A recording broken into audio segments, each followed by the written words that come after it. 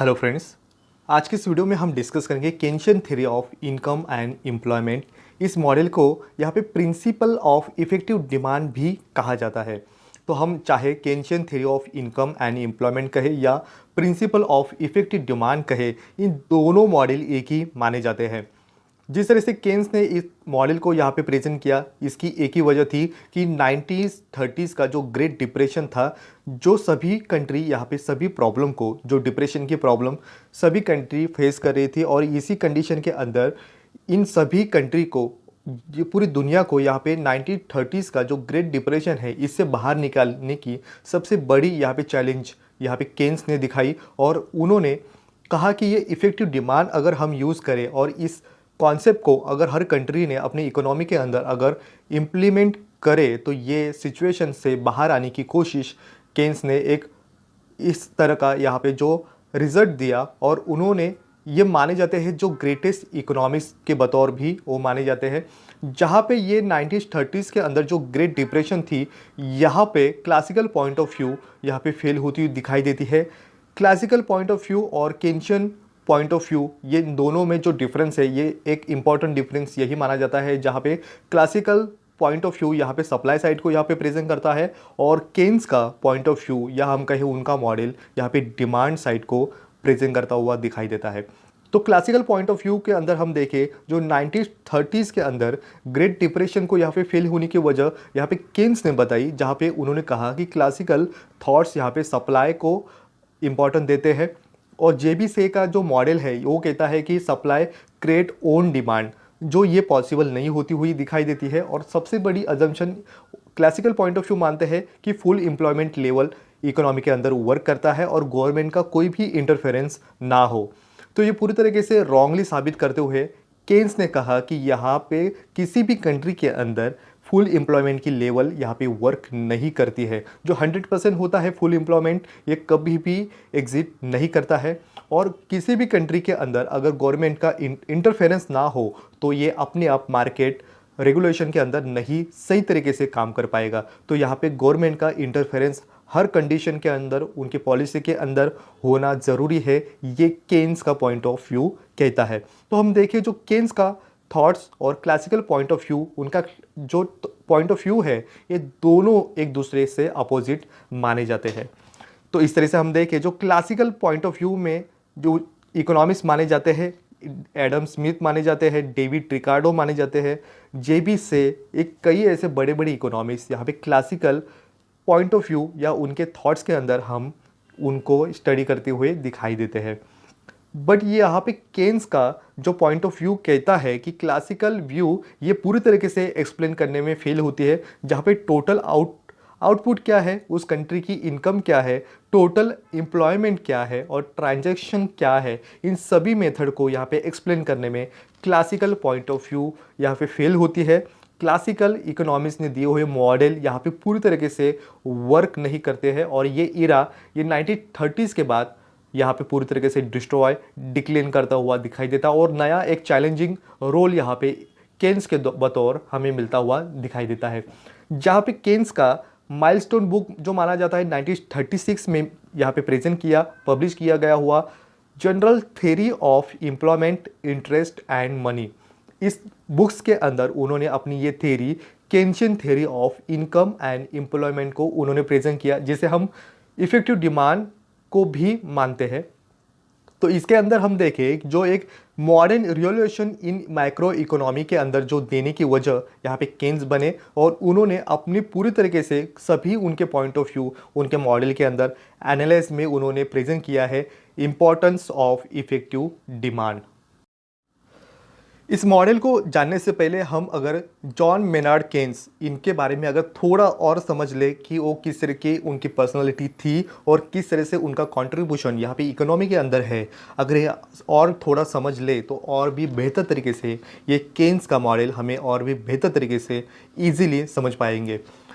Basically हम देखें जो जॉन मेनार्ड केन्स, इनका जो बॉर्न हुआ था 1883 के अंदर, उनकी डेथ 1946 के अंदर हुई थी।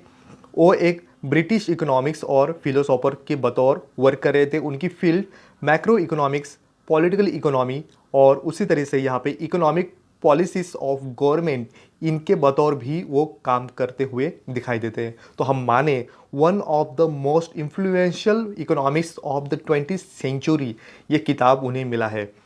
उनके कामों का जो यहाँ पे कंट्रीब्यूशन रहा है इकोनॉमी के अंदर, तो उनकी कंट्रीब्यूशन इस तरह से है, उनका पूरी तरीके से फोकस मैक्रो इकोनॉमिक्स के अंदर था। केन्शियन इकोनॉमिक्स के अंदर उन्होंने बेहतर तरीके से काम करते हुए दिखाई देते हैं। Liquidity preference, multiplier effect, aggregate demand,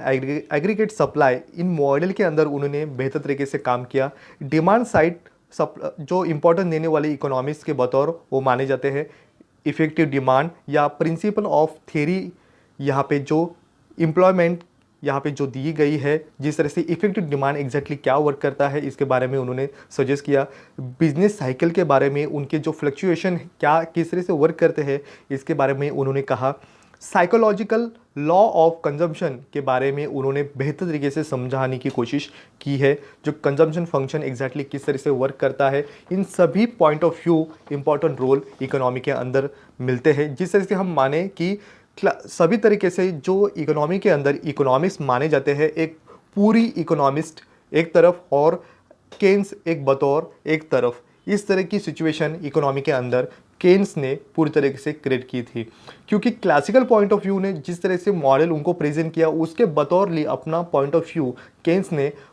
दूसरे और रिवाइज ऐसे जो मॉडल है उन्होंने प्रेजेंट किए, और उसके बतौर ही उन्होंने वर्क करते हुए हम देखते हैं। जिस तरह से classical theory of income and employment क्यों फेल होती है 1930s के ग्रेट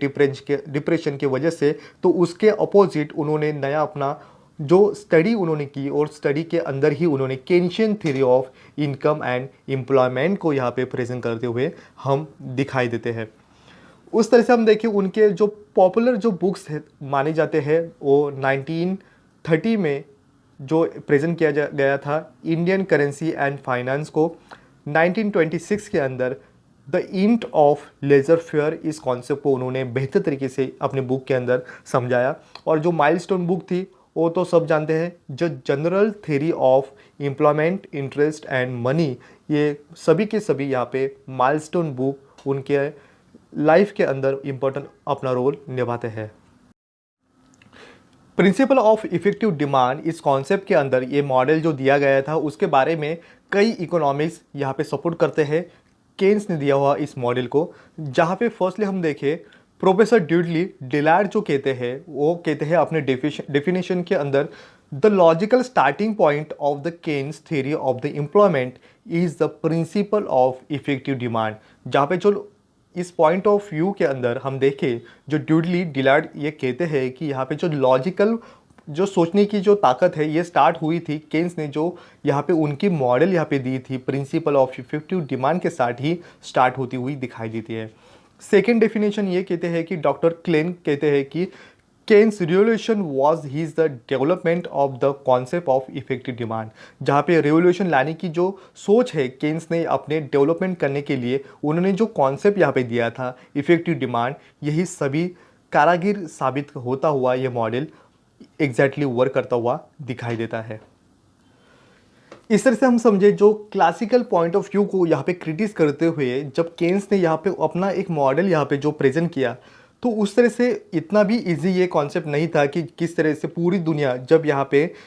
डिप्रेशन के अंदर यहाँ पे फेस करती है और इस तरह से उनको बाहर निकालने की कोशिश जब केन्स करने के लिए केन्स अपने पॉइंट ऑफ व्यू के अंदर इफेक्टिव डिमांड को जब प्रेजेंट करते हैं, तो ये प्रेजेंट करता हुआ पॉइंट ऑफ व्यू ये पूरी तरीके से सिस्टमैटिक और रियलिस्टिक एनालाइज पे बेस करता हुआ और डिटरमाइन करता है employment in the advance capitalist economy and the factor which lead to the unemployment. जहाँ पे एक पूरी तरीके से हम समझे जो एम्प्लॉयमेंट इस कंडीशन को अचीवमेंट करना है, तो उसके लिए उन्होंने कहा कि एडवांस कैपिटलिस्ट इकोनॉमी को यहाँ पे वर्क करना होगा और ये लीड करेगा अनएम्प्लॉयमेंट को ख़त्म करने के लिए। तो इस तरह से Keynes try to the prove that the full employment is not a normal feature of the advanced capitalist economy and the unemployment equilibrium is a normal feature। इस तरह से केन्स ने अपने पॉइंट ऑफ व्यू के अंदर जो new tools को यहाँ पे यूज़ किया और जो कॉन्सेप्ट ऑफ इकोनॉमिक एनालाइज को उनके थ्योरी के अंदर उन्होंने इनकम और एम्प्लॉयमेंट को यहाँ पे पूरी तरीके से वर्क करने के लिए उन्होंने जो न्यू टूल्स को यहाँ पे कॉन्सेप्ट को अपनाया, उसमें उन्होंने propensity to consume, multiplier, marginal efficiency of capital, liquidity preference, इस सभी तरीके से उन्होंने अपने टूल्स को यूज़ करते हुए ये मॉडल दिए। और उनका इंपॉर्टेंस क्या है इकोनॉमी के अंदर, जो कैपिटलिस्ट इकोनॉमी नहीं, सिर्फ और सिर्फ कैपिटलिस्ट नहीं मानेंगे, तो ये एडवांस कैपिटलिस्ट इकोनॉमी के अंदर वर्क करना चाहिए। तो यहाँ पे जो क्रिटिक्स सबसे बड़ी यहाँ पे दिखाई देती है कि यहाँ पे केन्स यहाँ पे शॉर्ट रन के अंदर वर्क करते हुए मॉडल को प्रेजेंट करते हैं। तो यहाँ पे लॉन्ग रन के अगर हम सोचेंगे तो ये पूरी तरीके से हम उस सिचुएशन के अंदर बाहर नहीं आ पाएंगे। तो यहाँ पे लॉन्ग रन को छोड़ के हम जो शॉर्ट रन के अंदर हमारा एग्जैक्टली यहाँ पे मॉडल जब वर्क करेगा तो ये बेहतर तरीके से वर्क करेगा और हमें यहाँ पे लॉन्ग रन के लिए भी यूज़ करता हुआ दिखाई देगा। तो यहाँ पे फोकस सिर्फ और सिर्फ यहाँ पे हमें शॉर्ट रन के लिए, शॉर्ट रन से ही बाहर आएंगे तभी हम लॉन्ग रन के लिए यूज़ कर पाएंगे। तो उनके पॉइंट ऑफ व्यू से, केन्स के पॉइंट ऑफ व्यू से अगर हम समझे, in the long run we are all dead, उन्होंने कहा अगर हम सिर्फ और सिर्फ लॉन्ग रन को ही सुधारने की कोशिश करेंगे तो ये हम पूरी सिचुएशन यहाँ पे ख़त्म हो जाएगी। बट हम एक्चुअल जो प्रॉब्लम है इससे बाहर आने के अगर हम सोचेंगे तो इससे बाहर आने के बाद ही हम लॉन्ग रन के बारे में सोच पाएंगे। ये पॉइंट ऑफ व्यू केन्स का रहा है। Keynesian theory of income and employment, इस मॉडल के अंदर अगर ये मॉडल पूरी तरीके से समझना है कि किस तरह से ये मॉडल वर्क करता है, तो केन्स ने दिए हुए इस अजम्पशन को भी यहाँ पे स्टडी करना इम्पोर्टेंट है। और ये अजम्पशन पे ही बेस करती है इफ़ेक्टिव डिमांड। इस मॉडल को हम समझे और हमें पता चलेगा कि एग्जैक्टली किस तरह से क्या अजम्पशन पे बेस की करती हुई ये मॉडल केन्स ने प्रेजेंट किया है। तो फर्स्टली है शॉर्ट टर्म फेनोमेनन। इस कॉन्सेप्ट के अंदर यहाँ पे केन्स सिर्फ और सिर्फ शॉर्ट रन के अंदर, ये पीरियड के अंदर ही हम मॉडल को यूज़ कर पाएंगे। ये शॉर्ट रन के बारे में ही एक्सप्लेन करता है। यहाँ पे लॉन्ग रन के बारे में यहाँ पे कोई भी यहाँ पे डिक्लेरेशन यहाँ पे केन्स नहीं देते। उनका वर्क सिर्फ और सिर्फ शॉर्ट रन के अंदर पाया जाता है। नेक्स्ट पॉइंट कहता है perfect competition in the market. Market के अंदर पूरी तरीके से यहाँ पे परफेक्ट कंपटीशन यहाँ पे वर्क करती हुई दिखाई देती है, जो क्लासिकल पॉइंट ऑफ व्यू में भी यहाँ पे परफेक्ट कंपटीशन को भी यूज़ किया गया है। नेक्स्ट पॉइंट कहता है क्लोज इकोनॉमी। केन्स ने इकोनॉमी यहाँ पे क्लोज मानी है, जहाँ पे इंपोर्ट एक्सपोर्ट की कंडीशन मार्केट के अंदर नहीं होती है। यहाँ पे सिर्फ और सिर्फ क्लोज इकोनॉमी को यहाँ पे प्रेफर किया गया है, जहाँ पे जो कंट्री जो प्रोडक्शन लिया जाएगा वही प्रोडक्शन उस कंट्री के अंदर जो लोग हैं इनको यहाँ पे कंजम्पशन के लिए यूज़ किया जाएगा। नेक्स्ट पॉइंट कहता है analyse based on the macro economic analysis. यहाँ पे जो मैक्रो इकोनॉमिक्स यहाँ पे जो एनालाइज पे बेस करती ही पूरी तरीके से केन्स का मेथड यहाँ पे यूज़ किया जाता है। उसी तरह से नेक्स्ट पॉइंट कहता है लेबर हैज़ मनी इल्यूशंस। यहाँ पे जो लेबर होते हैं उनकी जब इनकम बढ़ती है तो इनकी इनकम बढ़ने के साथ साथ लेबर का पॉपुलेशन भी बढ़ सकता है। अगर लेबर को अगर इनकम यहाँ पे डिक्लाइन करती है, कम मिलती है, तो उससे उनकी पॉपुलेशन भी कम होती हुई दिखाई देती है। जो ये पॉइंट कहता है कि labour has a money illusions. Next point कहता है this theory work on the capitalist economy. Keynes ने इस पॉइंट ऑफ व्यू को यहाँ पे दिखाई देता है कि यहाँ पे सिर्फ और सिर्फ ये मॉडल कैपिटलिस्ट इकोनॉमी या हम कहें एडवांस कैपिटलिस्ट इकोनॉमी के अंदर ये मॉडल वर्क करता है। नेक्स्ट पॉइंट कहता है Keynesian economics is a static in the nature. यहाँ पे केन्स ने नेचर के अंदर स्टैटिक मूवमेंट को यहाँ पे ऑब्जर्व किया है और उन्होंने कहा है कि यहाँ पे नेचर के अंदर कोई भी चेंजेस इस कंडीशन के अंदर जब ये मॉडल वर्क करता है तो स्टैटिक कंडीशन के अंदर नेचर अपना काम करता हुआ दिखाई देगा। नेक्स्ट पॉइंट कहता है supported to the demand side economy. जिस तरह से क्लासिकल पॉइंट ऑफ व्यू यहाँ पे सप्लाई साइड को यहाँ पे प्रेजेंट करते हैं, तो केन्स अपने इस मॉडल के अंदर डिमांड साइड को प्रेजेंट करते हुए हमें दिखाई देते हैं। नेक्स्ट पॉइंट कहता है absence of government role in economy. जिस तरह से यहाँ पे इस पॉइंट ऑफ व्यू के अंदर उन्होंने पूरी तरीके से इग्नोर किया है गवर्नमेंट के रोल को, बट बेहतर तरीके से समझने के लिए उनके पॉइंट ऑफ व्यू भी ये कहते हैं कि अगर किसी इंपॉर्टेंट कॉन्सेप्ट के अंदर, पॉलिसी के अंदर अगर उस कंट्री को बाहर निकालना है तो गवर्नमेंट की पॉलिसी इंपॉर्टेंट रोल अदा करती है। बट यहाँ पे उन्होंने जो अपना पॉइंट ऑफ व्यू दिया है तो यहाँ पे इग्नोर किया है गवर्नमेंट के रोल को। इस तरह से हमारा नेक्स्ट पॉइंट कहता है डिमिनिशिंग मार्जिनल प्रोडक्टिविटी, यहाँ पे जो डिमिनिशिंग मार्जिनल प्रोडक्टिविटी को यहाँ पे यूज़ किया गया, जहाँ पे पूरी तरीके से हम एक पर्टिकुलर पॉइंट ऑफ व्यू पे यहाँ पे प्रोडक्शन लेंगे, बट उसके बाद यहाँ पे जो उसके आने वाले जो रिटर्न्स है, ये रिटर्न्स डिमिनिशिंग के और बढ़ते हुए हमें दिखाई देंगे। नेक्स्ट पॉइंट कहता है labour is only variable factor. यहाँ पे जो लेबर को उन्होंने सिर्फ और सिर्फ यहाँ पे वेरिएबल फैक्टर माना जाता है, जहाँ पे एक जगह से दूसरी जगह पे यहाँ पे लेबर को हम मूवेबल कर सकते हैं। नेक्स्ट पॉइंट कहता है money also act as the store of value. यहाँ पे मनी एक ऐसी पॉइंट ऑफ व्यू उन्होंने एक्सप्लेन किया है कि ये हम कई जगह उसे स्टोर भी कर सकते हैं और उसकी वजह से उसकी वैल्यू भी यहाँ पे कम ज़्यादा करने की कोशिश ये मनी के साथ हम कर सकते हैं, जो लिक्विड फॉर्म में होने की वजह उन्होंने कहा है। नेक्स्ट पॉइंट कहता है नो टाइम लैग्स। यहाँ पे जिस तरह से किसी भी कंडीशन के अंदर, इकोनॉमी के अंदर जिस तरह से एक्शन लिए जाते हैं और उसके साथ जो रिजल्ट यहाँ पे आते हैं, एक्शन और रिजल्ट, इनके बीच में कोई भी टाइम प्रोसेस नहीं होती है। जिस तरह से हम सडनली जो एक्शन लिए उसी तरह से उसका रिजल्ट यहाँ पे आता हुआ दिखाई देता है, जहाँ पे उन्होंने माना no time lags. Next point कहता है interest is the monetary phenomenon. यहाँ पे जो इंटरेस्ट है, ये इंटरेस्ट किसी भी तरीके से किसी भी यहाँ पे जो मेथड पॉलिसी को यहाँ पे वर्क करती नहीं दिखाई देती है। मार्केट के अंदर अगर इंटरेस्ट के लिए लेने के लिए अगर डिमांड बढ़ती है तो इंटरेस्ट रेट बढ़ता है। अगर मार्केट के अंदर ही इंटरेस्ट को अगर हम लोन लेने के लिए अगर कम लोग हैं तो उसका इंटरेस्ट रेट कम ही होता हुआ दिखाई देगा। तो ये डिपेंड करता है लोगों की डिमांड किस तरह से बढ़ेगी, तो ये मॉनेटरी फेनोमेनन यहाँ पे माना जाता है। उसी तरह से यहाँ पे नेक्स्ट पॉइंट हमारा कहता है सेविंग एंड इन्वेस्टमेंट, जहाँ पे सेविंग और इन्वेस्टमेंट ये इंपॉर्टेंट रोल यहाँ पे केन्स ने अदा किया, जहाँ पे सेविंग ही यहाँ पे इन्वेस्टमेंट के लिए इंपॉर्टेंट है और इन्वेस्टमेंट ही ये मल्टीप्लायर के लिए इंपॉर्टेंट अपना रोल अदा करता है, जो कई मैनी फोल्ड यहाँ पे इन्वेस्टमेंट ये मल्टीप्लायर को यूज़ करके ही आगे जाने वाली इकोनॉमी ये ग्रोथ को अचीवमेंट कर पाती है। इस तरह से हम समझने की कोशिश करेंगे जहाँ पे प्रिंसिपल ऑफ इफेक्टिव डिमांड ये किस तरह से उनका जो मेन यहाँ पे पॉइंट ऑफ व्यू उन्होंने किस तरह से प्रेजेंट किया। वो कहते हैं कि किसी भी इकोनॉमी के अंदर इनकम और आउटपुट ये दोनों डिपेंड होती है लेवल ऑफ एम्प्लॉयमेंट पे। उस कंट्री के अंदर किस तरह की यहाँ पे एम्प्लॉयमेंट यहाँ पे वर्क कर रही है और उनकी लेवल क्या है, ये डिपेंड करती है इफेक्टिव डिमांड को यहाँ पे इंक्रीज करने के लिए। अगर लेवल ऑफ एम्प्लॉयमेंट ये डिपेंड कर पाती है इफेक्टिव डिमांड को, तो अगर इफेक्टिव डिमांड अगर उस कंट्री के अंदर कम है तो उसके वजह से उस कंट्री के अंदर अनएम्प्लॉयमेंट की कंडीशन बढ़ती है। और इसके वजह से अगर इफेक्टिव डिमांड यहाँ पे पॉजिटिवली वर्क अगर करता है तो उस कंट्री को यहाँ पे अनएम्प्लॉयमेंट की कंडीशन कभी भी प्रॉब्लम नहीं दे पाएगी। तो यहाँ पे जो मीनिंग है इफेक्टिव डिमांड का, ये इफेक्टिव डिमांड ये प्रेजेंट इस तरह से करता है कि हमारे सोसाइटी के अंदर या हमारे इकोनॉमी के अंदर जितने भी गुड्स एंड सर्विस को यहाँ पे टोटली जो डिमांड यहाँ पे मिल पाती है, इसी को ही हम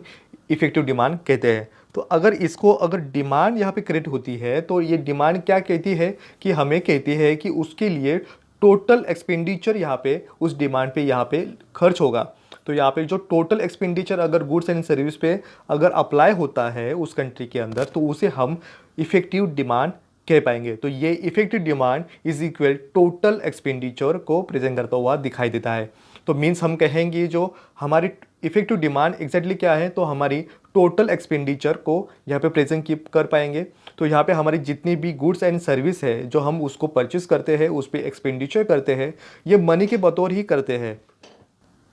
तो इस तरह से हम जब गुड्स एंड सर्विस को यहाँ पे प्रोड्यूस करते हैं तो उसके बतौर यहाँ पे हम एक दूसरी साइड अगर हम देखें तो उसके साथ साथ यहाँ पे प्रोडक्शन के साथ साथ जनरेट करते हैं हम वेजेस, इंटरेस्ट रेट और प्रॉफिट को भी। तो इस तरह से हम समझे कि जो जितने भी प्रोडक्टिव फैक्टर्स यहाँ पे जो अर्न करते हैं इनकम को, तो इसको हम कहेंगे नेशनल इनकम। जहाँ पे प्रोडक्शन के जितने भी फैक्टर्स हैं उनका अपना अपना प्रॉफिट यहाँ पे अर्न करते हैं, तो ये एडिशन कहाँ पे होगा, तो ये उस कंट्री की जो इनकम है नेशनल इनकम में यहाँ पे ऐड किया जाएगा। तो यहाँ पे इफेक्टिव डिमांड को हम क्या कहेंगे, is equal to national income. उसी तरह से हम कहेंगे सोसाइटी के अंदर जितने भी गुड्स एंड सर्विस जिस तरह से प्रोडक्शन लिए जाएंगे और इफेक्टिव डिमांड क्रिएट कर पाएंगे, उसी लेवल के अंदर हम टोटल आउटपुट या हम टोटल इनकम को भी हम पूरी तरीके से यहाँ पे प्रोड्यूस करते हुए दिखाई देंगे। तो इस तरह से हम देखें जो इफेक्टिव डिमांड क्रिएट करता है टोटल आउटपुट, जो जितनी हमें उसकी ज़रूरत है उतनी हम उसको प्रोड्यूस कर पाते हैं, और ये प्रोड्यूस करने के साथ साथ हम टोटल एम्प्लॉयमेंट को भी जनरेट करते हैं। तो ये effective demand is equal total employment भी यहाँ पे प्रेजेंट करता हुआ दिखाई देता है। तो इन शॉर्टली हम कहें, जो हमारी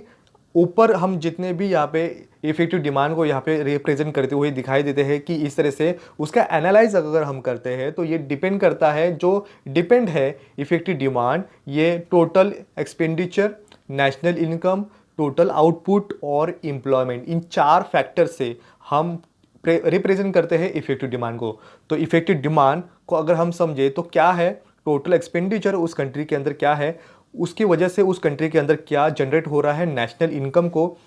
उस तरह से हमने जो प्रोड्यूस किया है, जो टोटल आउटपुट हमने क्या लिया, और उसके बतौर हम उस कंट्री के अंदर कितनी एम्प्लॉयमेंट यहाँ पे जनरेट कर रहे हैं। तो इन सभी का रोल इफेक्टिव डिमांड के वजह से वर्क करता है, और उसके वजह से ही उस कंट्री की जीडीपी यहाँ पे इंक्रीज करती हुई दिखाई देती है।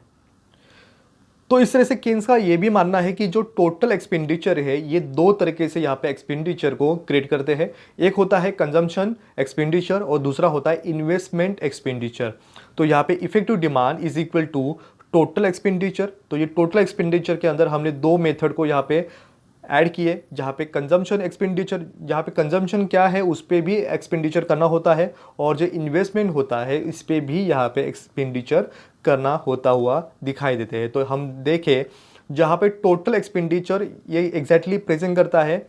Consumption expenditure plus investment expenditure. तो ये टोटल एक्सपेंडिचर मिलता है जो इक्वली ट्रीट करता है इफेक्टिव डिमांड को। तो मेनली हम देखें तो यहाँ पे इफेक्टिव जो डिमांड है ये प्रेजेंट करता है कंजम्पशन और इन्वेस्टमेंट को। तो यहाँ पे दोनों भी एक्सपेंडिचर को ऐड करें तो हमारी जो इक्वेशन मिलती है, जो केन्स ने दिए है, effective demand is equal to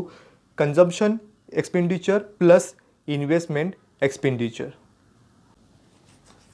तो इस तरह से मॉडर्न इकोनॉमिक्स भी अपना पॉइंट ऑफ व्यू यहाँ पे इस इक्वेशन के अंदर गवर्नमेंट का एक्सपेंडिचर भी यहाँ पे ऐड करने की वजह से उस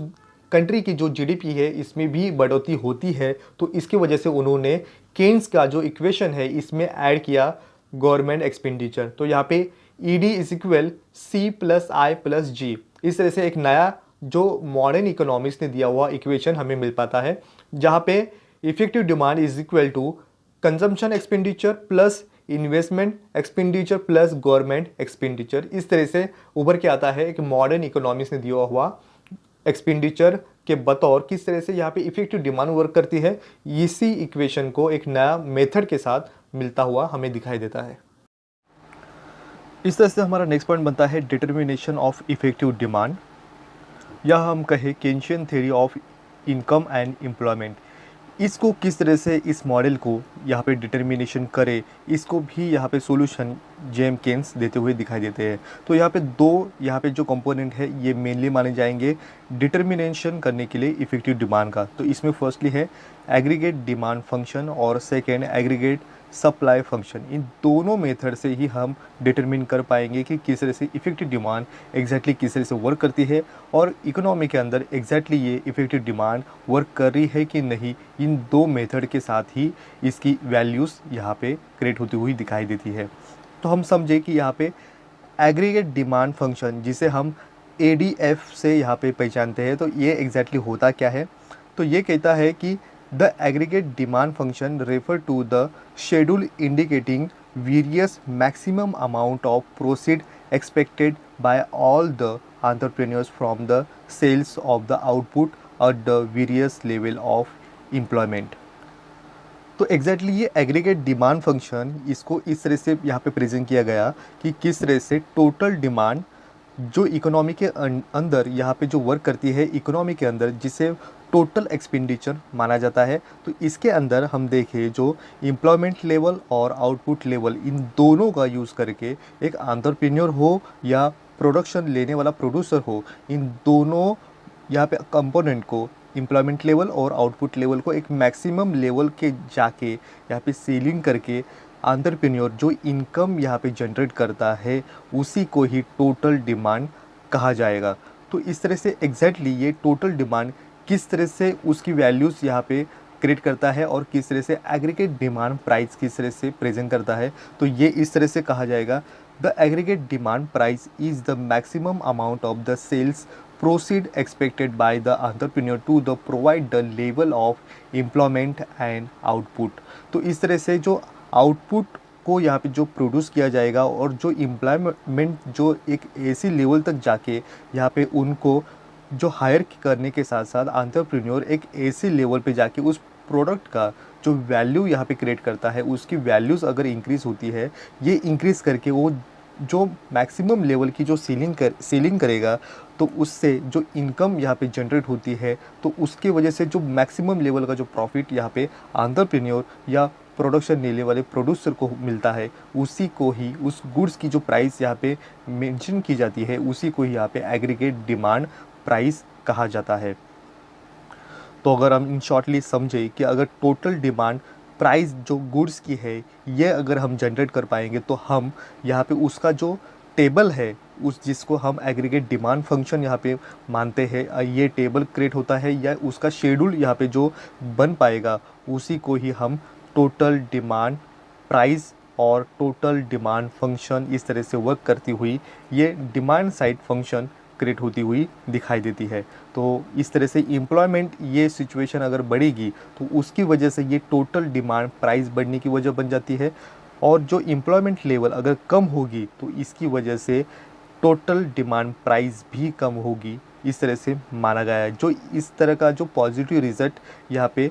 क्रिएट होता हुआ दिखाई देता है। जो इन दोनों का रिलेशनशिप, एम्प्लॉयमेंट लेवल बढ़ता है तो टोटल डिमांड प्राइस भी उसके साथ साथ बढ़ेगा, उसकी डिमांड होगी। अगर इसके अपोजिट हम देखें, एम्प्लॉयमेंट लेवल अगर कम होती है, अगर कोई प्रोड्यूसर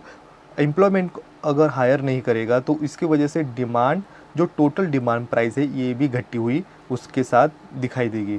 तो एक देखें तो एक पॉजिटिव यहाँ पे रिलेशनशिप इन दोनों के बीच में दिखाई देता है। इस टेबल के साथ और भी बेहतर तरीके से समझ पाएंगे कि किस तरह से एग्रीगेट डिमांड फंक्शन यहाँ पे वर्क करता है। तो यहाँ पे दो टेबल यहाँ पे दिए गए हैं। तो एक साइड में देखें तो टोटल नंबर ऑफ लेबर को यहाँ पे प्रेजेंट किया गया, और सेकेंड साइड देखें तो एग्रीगेट डिमांड फंक्शन, या जिसे हम एग्रीगेट डिमांड प्राइस को भी यहाँ पे मेंशन कर सकते हैं। तो इस तरह का ये टेबल कहता है कि किस तरह से नंबर ऑफ लेबर अगर इंक्रीज़ करते हैं, तो उसके साथ साथ किस तरह से एग्रीगेट डिमांड फंक्शन ये पॉजिटिवली वर्क करता हुआ दिखाई देता है। तो समझने के लिए हम इजीली समझेंगे कि एक छोटे से नंबर्स के साथ समझेंगे कि अगर नंबर ऑफ़ लेबर के अंदर अगर एक लेबर को यहाँ पे एंटरप्रेन्योर यहाँ पे हायर करता है, तो उसके साथ साथ यहाँ पे जो एग्रीगेट डिमांड है, ये डिमांड 150 के बतौर यहाँ पे इंक्रीज़ करेगी दिखाई देता है। और जिस तरह से हम नंबर ऑफ़ लेबर अगर 2 यहाँ पे मेंशन करते हैं, तो उसके साथ साथ हमने एक लेबर एडिशनल ऐड करने के बावजूद यहाँ पे एग्रीगेट डिमांड फंक्शन भी यहाँ पे इंक्रीज़ करता हुआ दिखाई देता है। जो मैक्सिमम लेवल का जो आउटपुट सेल करके जो प्रोड्यूसर एंटरप्रेन्योर यहाँ पे जो प्रॉफिट कमाता है, ये भी यहाँ पे बढ़ने की वजह, एम्प्लॉयमेंट बढ़ने की वजह से यहाँ पे जो प्रॉफिट अर्न करता हुआ जो आउटपुट यहाँ पे सेल करने के साथ साथ हमें दिखाई देता है। जो नंबर ऑफ़ लेबर यहाँ पे 2 अगर यूज़ करेगा एंटरप्रेन्योर, तो उसके साथ साथ एग्रीगेट डिमांड फंक्शन भी यहाँ पे 225 के साथ साथ यहाँ पे इंक्रीज़ करता हुआ दिखाई देता है। जो 150 के साथ साथ 225 यहाँ पे इंक्रीज़ किया। उसके आगे जाके हम देखें लेबर और भी यहाँ पे इंक्रीज़ करता है। तो अगर नंबर ऑफ़ लेबर यहाँ पे 3 को यूज़ करते अगर एंटरप्रेन्योर दिखाई देता है, तो उसके साथ साथ एक और एडिशनल यहाँ पे लेबर बढ़ने की वजह से अगर हमारा एग्रीगेट डिमांड फंक्शन अब यहाँ पे 300 तक जाता हुआ दिखाई देता है। उसी तरह से और एक लेबर यहाँ पे इंक्रीज़ किया गया, तो नंबर ऑफ़ लेबर अगर 4 को यहाँ पे वर्क करते हुए लेबर इंक्रीज़ करने के साथ साथ आउटपुट भी उसका बढ़ेगा, तो उसके अपोजिट हम देखें हमारा प्रॉफिट भी एंटरप्रेन्योर को मिलता हुआ जो 375 इंक्रीज़ करता हुआ दिखाई देता है। और इसी तरह से अगर एंटरप्रेन्योर अगर नंबर 5 जो नंबर ऑफ़ लेबर 5 को लेके अगर प्रोडक्शन लेके अगर इंक्रीज़ करता है आउटपुट, तो उसके साथ साथ उसका एग्रीगेट डिमांड फंक्शन 450 होता हुआ दिखाई देता है। तो इस तरह से हम देखें जो पॉजिटिव रिलेशनशिप एम्प्लॉयमेंट लेवल और टोटल डिमांड प्राइस, इनको अगर हम शेड्यूल में क्रिएट करें, तो ये मिलता है हमें एग्रीगेट डिमांड फंक्शन के साथ। इस तरह से हमने शेड्यूल यहाँ पे जो एग्रीगेट डिमांड फंक्शन का देखा। तो इस तरह से हम देखें जो एग्रीगेट डिमांड फंक्शन का जो डायग्राम है, ये डायग्राम भी और भी बेहतर तरीके से हमें इन दोनों का जो रिलेशनशिप है ये और भी बेहतर तरीके से एक्सप्लेन करने में हेल्प होगा। जिस तरह से हम देखें एक्स एक्सेस पे हमने एम्प्लॉयमेंट लिया और वाई एक्सेस पे हमने लिए है एग्रीगेट डिमांड प्राइस, या हम उसे कहें एक्सपेक्टेड इनकम, जहाँ पे एक एंटरप्रेन्योर जिस तरह से लेबर की वैल्यूज़ या नंबर बढ़ाता है तो उस तरह से उसका जो एक्सपेक्टेड करने वाला जो इनकम होता है ये भी बढ़ता हुआ दिखाई देता है। वो एक ऐसे लेवल पे जाके वो अचीवमेंट करता है कि हम अगर एक एम्प्लॉयमेंट एडिशनल अगर बढ़ाते हैं तो उसके साथ साथ हमारा प्रॉफिट भी बढ़ना चाहिए। तो उसके लिए वो आउटपुट बढ़ाता है, उसका एम्प्लॉयमेंट बढ़ने के साथ साथ आउटपुट बढ़ने के साथ साथ उसका एक्सपेक्ट करने वाला इनकम भी बढ़ता हुआ दिखाई देता है। तो इस तरह से एक्स एक्सेस और वाई एक्सेस पे हमने दोनों इंडिकेशन लिए, एक्स पे एम्प्लॉयमेंट और वाई पे एक्सपेक्टेड इनकम को इंडिकेट किया। तो इस तरह से हम फर्स्टली यहाँ पे देखें जो नीचे से ऊपर जाता हुआ जो लेफ़्ट से राइट तक जाने वाला जो लीनियर कर्व जो हमें मिलता है उसे हम एडीएफ, जहाँ पे एग्रीगेट डिमांड फंक्शन, ये वैल्यूज़ हमें उसकी जो कर्व की वैल्यू दिखाई देता है। जिस तरह से हमने हायर किया वन एम्प्लॉयमेंट तो उस तरह से हमारा एंटरप्रेन्योर को मिलता हुआ जो प्रॉफिट है मैक्सिमम सेलिंग उसको 150 तक जाती हुई दिखाई देती है, उससे उसको अर्न हुआ प्रॉफिट। उस तरह से उसने एडिशनल दो यहाँ पे एक के बजाय अब यहाँ पे उसने आउटपुट लेने के लिए दो लेबर को यहाँ पे हायर किया, तो उसके साथ साथ उसका जो एक्सपेक्टेड इनकम है 150 से आगे ऊपर जाता हुआ 2 to 5 तक जाता हुआ दिखाई देता है। उस तरह से और यहाँ पे वन और यहाँ पे एडिशनल यहाँ पे लेबर बढ़ाए तो उसके साथ 2 to 5 से उसकी एक्सपेक्टेड इनकम यहाँ पे 300 होती है। तो इस तरह से एग्जैक्टली जो एम्प्लॉयमेंट यहाँ पे एक नंबर के साथ साथ बढ़ाते हुए अगर हम देखें एंटरप्रेन्योर किस तरह से वर्क करता है और उसकी एक्सपेक्टेशन किस तरह से इनकम को लेके यहाँ पे बढ़ती हुई दिखाई देती है। तो यहाँ पे एम्प्लॉयमेंट 4 से आउटपुट करता है तो इसके वजह से उसका जो एक्सपेक्टेड इनकम अब यहाँ पे 375 के ऊपर जाता हुआ दिखाई देता है। तो एक स्ट्रेट लाइन से लीनियर कर्व को हम देखें तो यहाँ पे केन्स ने जो कर्व है ये कर्व लीनियर फंक्शन को यहाँ पे प्रेजेंट करता हुआ ही दिखाई देता है। तो इस तरह से और एक एडिशनल यहाँ पे नंबर ऑफ एम्प्लॉयमेंट यहाँ अगर बढ़ा है तो यहाँ पे हम 5 एम्प्लॉयमेंट को लेके अगर वर्क करते हैं तो उसके साथ साथ उसका आउटपुट भी उसकी जो वैल्यूज़ यहाँ पे वो एडिशन अपने देते हुए यहाँ पे किस तरह से उसका एंटरप्रेन्योर का एक्सपेक्टेड इनकम अब यहाँ पे 450 होता हुआ दिखाई देता है। अगर हम पूरी तरह से यहाँ पे सभी यहाँ पे पॉइंट को अगर जोड़ दें तो इस तरह से हमें मिलता है एग्रीगेट डिमांड फंक्शन, जो उस प्रोडक्ट को जो प्रोड्यूस किया जाएगा उसकी जो वैल्यूज़ यहाँ पे जो बढ़ती हुई दिखाई देती है। तो इस तरह से हम देखें जो डिमांड प्राइस और टोटल डिमांड जो यहाँ पे क्रिएट हुई है ये डिपेंड करता है टोटल एक्सपेंडिचर को, और उसी तरह से जो टोटल एक्सपेंडिचर है ये एग्जैक्टली कहा जाएगा उसका मीनिंग यही होगा कि कंज्यूमर एक्सपेंडिचर और इन्वेस्टमेंट एक्सपेंडिचर को वो मिला के ही टोटल एक्सपेंडिचर बनता हुआ दिखाई देता है। तो इस तरह से जिस तरह से एम्प्लॉयमेंट के नंबर्स ऑफ यहाँ पे बढ़ते हुए दिखाई देंगे, एम्प्लॉयमेंट बढ़ेंगे तो उसके साथ साथ एम्प्लॉयमेंट्स कब बढ़ते हैं जहाँ पे उसकी वेजेस यहाँ पे बढ़ते हैं। तो वेजेस बढ़ने की वजह से ही एम्प्लॉयमेंट को यहाँ पे अट्रैक्शन किया जाएगा और एम्प्लॉयमेंट हायर ज़्यादा करते हुए दिखाई देते हैं। तो अगर एम्प्लॉयमेंट बढ़ेंगे तो उसके साथ साथ उनके वेजेस बढ़ेंगे, वेजेस बढ़ेंगे तो उनका एक्सपेंडिचर भी बढ़ेगा, उनका एक्सपेंडिचर बढ़ेगा तो आउटपुट भी यहाँ पे ज़्यादा प्रोड्यूस किया जाएगा, आउटपुट ज़्यादा आएगा तो उसके साथ साथ यहाँ पे उस प्रोडक्शन का यहाँ पे सेलिंग भी मैक्सिमम लेवल के जाके यहाँ पे सेल होगी और इससे ही जो एक्सपेंडिचर यहाँ पे माइनस करने के साथ साथ एंटरप्रेन्योर यहाँ पे प्रॉफिट अर्न करता हुआ दिखाई देगा। तो इस तरह से हम देखें इक्वेशन यहाँ पे जो दिया गया है एग्रीगेट डिमांड फंक्शन का, तो ये ADF is equal function of N. तो यहाँ पे ADF means aggregate demand function, F function को माना गया और एन जो प्रेजेंट करता है एम्प्लॉयमेंट। इन तरह से यहाँ पे ADF का यहाँ पे जो इक्वेशन क्रिएट होता हुआ दिखाई देगा है। तो इस तरह से हम देखें इन दोनों का जो यहाँ पे रिलेशनशिप है एम्प्लॉयमेंट और जिस तरह से आउटपुट, इन दोनों को यहाँ पे एक तरीके से यहाँ पे वो पॉजिटिव यहाँ पे रिलेशन को यहाँ पे प्रेजेंट करता हुआ दिखाई देता है। सबसे बड़ी बात यहाँ पे इस डायग्राम के अंदर ये दिखाई देती है कि जहाँ पे ADF इसका जो कर्व है, जो लीनियर कर्व है, ये कभी भी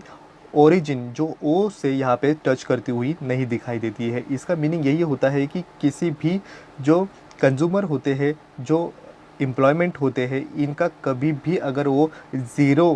उनकी एम्प्लॉयमेंट अगर होती है तो उसका इसका मीनिंग यही होगा कि वो कि कभी भी उनका इनकम यहाँ पे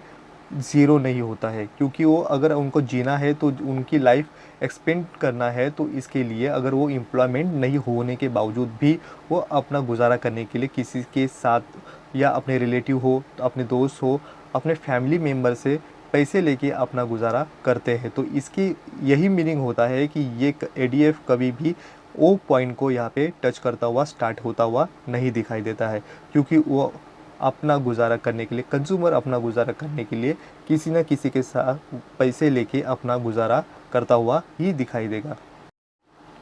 इस तरह से इफेक्टिव डिमांड का जो सेकेंड यहाँ पे जो कंपोनेंट माना जाता है वो कहता है एग्रीगेट सप्लाई फंक्शन। तो एग्रीगेट सप्लाई फंक्शन ये किस तरह से एग्जैक्टली उसका मीनिंग क्या है, तो इस तरह से उसको प्रेजेंट किया जाता है। The aggregate supply function refer to a schedule indicating the various minimum amount produced the required by the all the entrepreneur or the various level of employment। तो इस तरह से जिस तरह से एक एंटरप्रेन्योर जब किसी प्रोडक्शन को लिया जाता है तो उस प्रोडक्शन का जो प्रोड्यूशन करने के लिए जो कॉस्ट आता है, ये एक ऐसे लेवल पे जाके उसको ये मिनिमम जो अमाउंट आती है जो प्रोडक्शन कॉस्ट की, ये अगर मिलने की वजह अगर वो अचीवमेंट करता है तो उसे एग्रीगेट सप्लाई फंक्शन कहा जाएगा। अगर ये कंडीशन अगर एंटरप्रेन्योर अगर अचीवमेंट नहीं करता है तो उसकी वजह से उसको लॉसेस हो सकते हैं, क्योंकि एक प्रोडक्शन लेने के लिए उसको क्या यहाँ पे प्रोडक्शन कॉस्ट आया, अगर ये भी वो अपनी मिनिमम कॉस्ट अगर नहीं पाता है तो इसकी वजह से उसको लॉसेस हो सकते हैं, और इसकी वजह से वो जो प्रोडक्शन लिया जाता है वो पूरी तरीके से उसको रिक्वायरमेंट ये जो लेवल अगर ये अचीवमेंट नहीं कर पाएगा तो ये लॉसेस उसको कई गुना हो सकते हैं। तो इस तरह से हम देखें जो एग्रीगेट सप्लाई फंक्शन को अचीवमेंट करने के लिए एग्रीगेट सप्लाई प्राइस एक इम्पॉर्टेंट रोल निभाती है। तो ये एग्जैक्टली किस तरह से वर्क करता है, the aggregate supply price is the minimum amount of the sale proceed the require by the entrepreneur to the provide the level of employment and output. तो इस तरह से जो प्रोडक्शन लिया जाने वाला जो प्रोडक्शन जो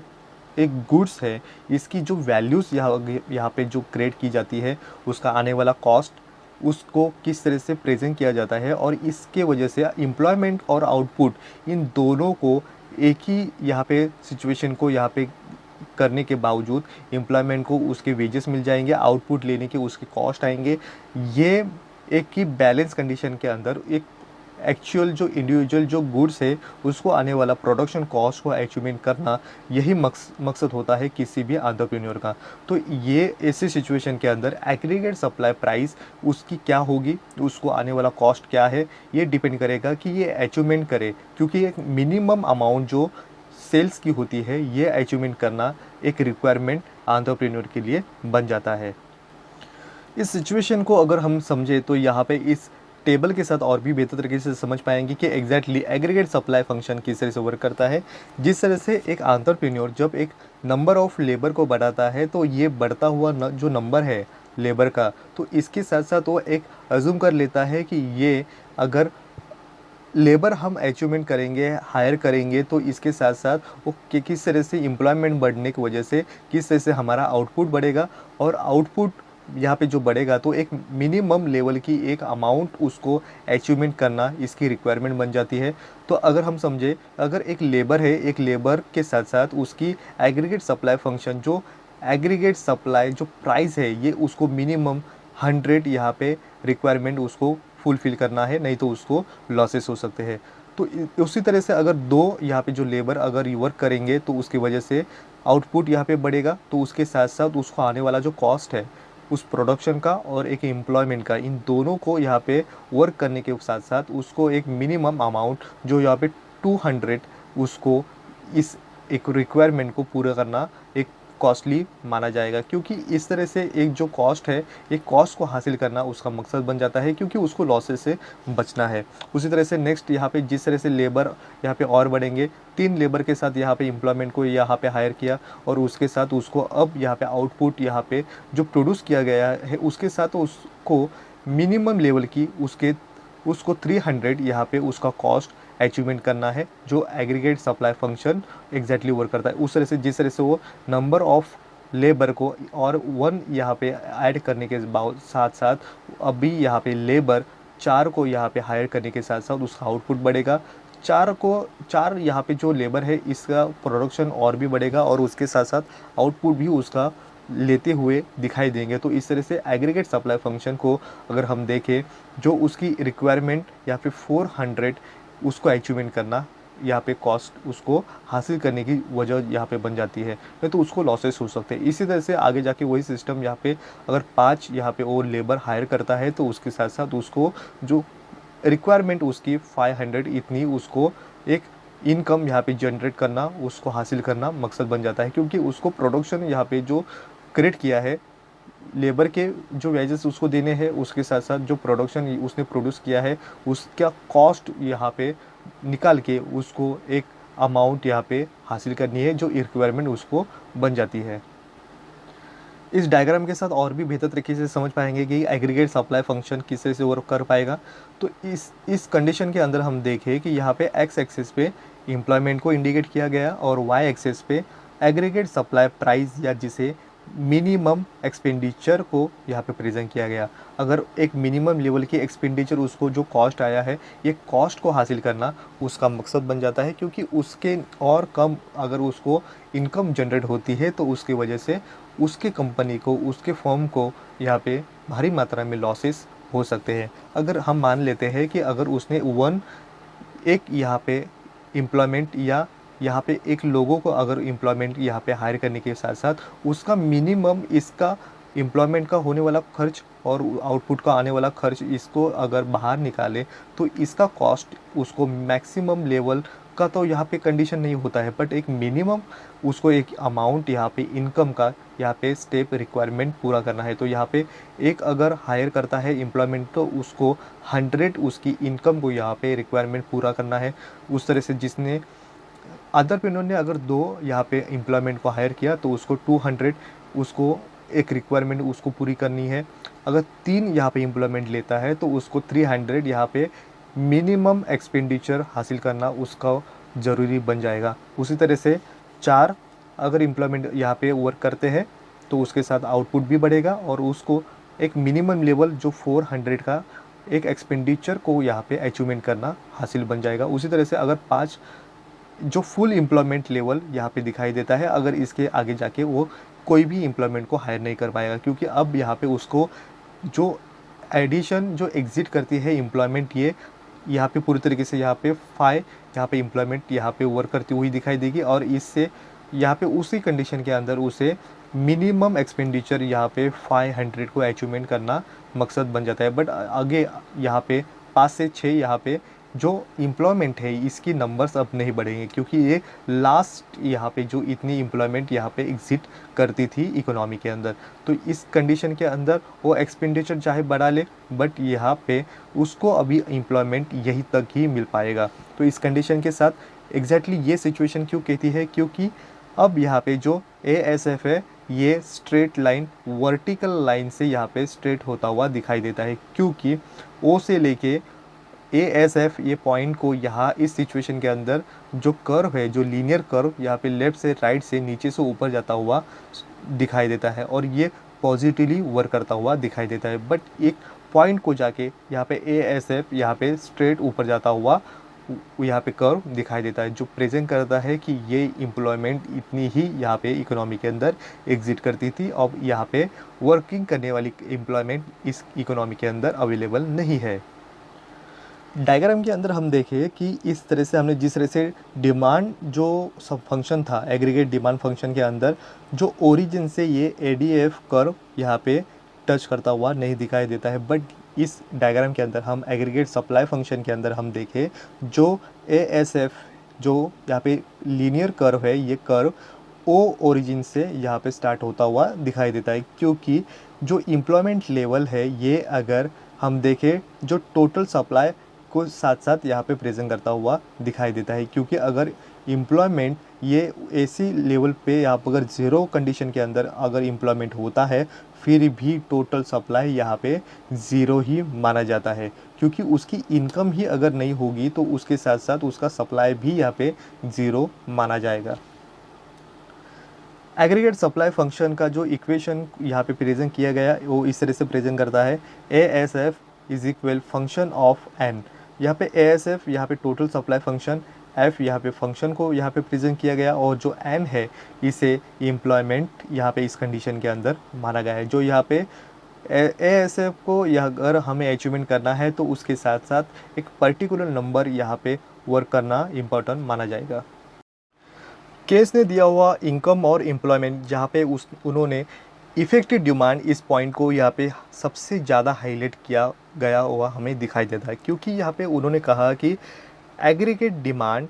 जो यहाँ पे प्रेजेंट करते हैं is equal to aggregate supply, और इन दोनों को अगर इक्वली ट्रीट होता हुआ अगर दिखाई दे तो इससे हमें मिल पाता है इफ़ेक्टिव डिमांड।